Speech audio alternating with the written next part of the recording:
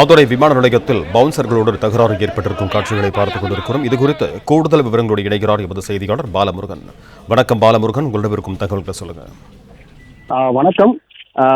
கொடைக்கானலில் நடைபெற்ற படப்பிடிப்பை முடித்துக் கொண்டு இன்று சென்னை செல்வதற்காக மதுரை விமான நிலையம் வருகை தந்தார் தமிழக வெற்றி கழக தலைவர் விஜய்.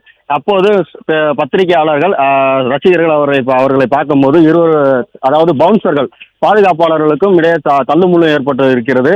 அதைத்தான் பார்த்து வருகிறோம். கொடைக்கானலில் நடைபெறும் தாண்டிக்குடியில் நடைபெற்ற படப்பிடிப்பில் பங்கேற்பதற்காக கடந்த மே 1ஆம் தேதி தமிழக வெற்றி கழக தலைவர் விஜய் சென்னையிலிருந்து தனி விமானம் மூலம் மதுரை வந்தடைந்தார். அதாவது விமானம் மதுரையில் தரையிறங்கிய போது, அதாவது கில்லி பட காட்சி போல் படிக்கட்டுகளில் இருந்து தப்பி குதித்து மதுரைக்கு தரையிறங்கினார். அங்கிருந்து அவருக்கு வெளியே விமான நிலையத்தில் ஆயிரக்கணக்கான தொண்டர்கள் உற்சாக வரவேற்பு அளித்தனர். அவர் மீது பால் தெளித்து மலர் தூவி உற்சாக வரவேற்பு அளித்தனர். தடுப்பு வேலிகளை விமான நிலையத்தில் இருந்த தடுப்பு வேலிகளை உடைத்து சாலை முழுவதும் அந்த செப்பல்கள் போன்ற பல்வேறு அந்த போக்குவரத்து நெரிசல், அவர் விஜய் வருகை தந்த அந்த வாகனத்தின் மீது ஏறி முன்பக்க பேனட்டை உடைந்த அளவுக்கு உற்சாக வரவேற்பு அளித்தனர். இங்கிருந்து அவர் கொடைக்கானல் கார் மூலம் புறப்பட்டு சென்றார். அங்கு 3 நாள் படப்பிடிப்பில் பங்கேற்றார். பின்னர் இன்று அங்கிருந்து சரியாக காலை 10 மணிக்கு அங்கிருந்து புறப்பட்டு கார் மூலம் மதுரை விமான நிலையம் வருகை தந்தார். தற்போது இங்கிருந்து தனி விமானம் மூலம் சென்னை செல்ல இருக்கிறார்.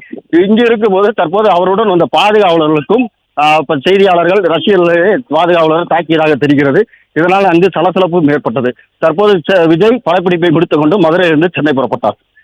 ரசிகர்கள் மீது வழக்கு பதிவு போடப்பட்டுள்ளது. அன்று வரவேற்பு கொடுத்த அன்று ரசிகர்கள் மீது 3 பிரிவின் கீழ் வழக்கு பதிவு, அதாவது கட்சி நிர்வாகிகள், மாவட்ட தலைவர்கள், மாவட்ட செயலாளர்கள் தலைமையில் ரசிகர்கள் சட்டவிரோதமாக மதுரை விமான நிலையத்தில் கூட்டம் கூடியதாகவும் பொதுமக்களுக்கு இடையூறு செய்ததாக 3 பிரிவின் கீழ் ரசிகர்களுக்கு மீதும் நிர்வாகிகள் மீதும் வழக்கு பதிவு செய்யப்பட்டுள்ளது. அவனே காவல் நிலையத்தில்.